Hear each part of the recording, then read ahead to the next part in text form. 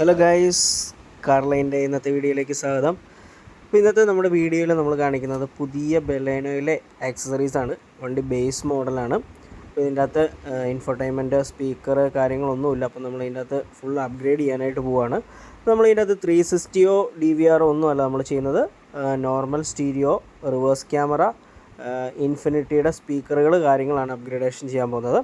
ഇതിനകത്ത് normal stereo അല്ല നമ്മൾ വെക്കുന്നത്, ഡ്യുവൽ നോബാണ് വെക്കുന്നത്. നമുക്കറിയാം നമ്മുടെ 2-3 ഫ്രോൺസിലെയും നമ്മുടെ അതുപോലെ പഴയ ബലേനയിലെയൊക്കെ 360 ഒക്കെ കണ്ടിട്ട് കസ്റ്റമർ വീഡിയോ കണ്ടിട്ട് വന്ന കസ്റ്റമറാണ്. അപ്പോൾ കസ്റ്റമർക്ക് അത്രയും ബഡ്ജറ്റ് ഇല്ല, എന്നാൽ ഡ്യുവൽ നോബ് വേണം.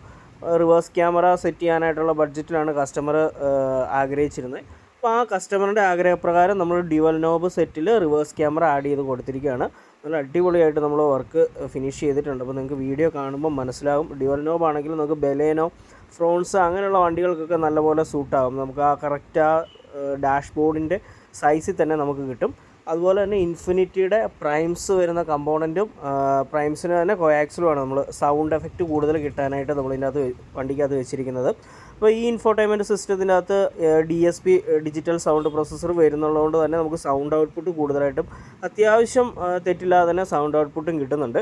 അപ്പോൾ നിങ്ങൾക്ക് ഈ വീഡിയോ കാണുമ്പോൾ മനസ്സിലാകും ക്യാമറയുടെ ക്ലാരിറ്റിയും സൗണ്ട് കാര്യങ്ങളെല്ലാം.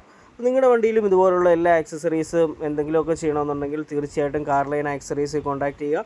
നമ്മുടെ കോൺടാക്റ്റ്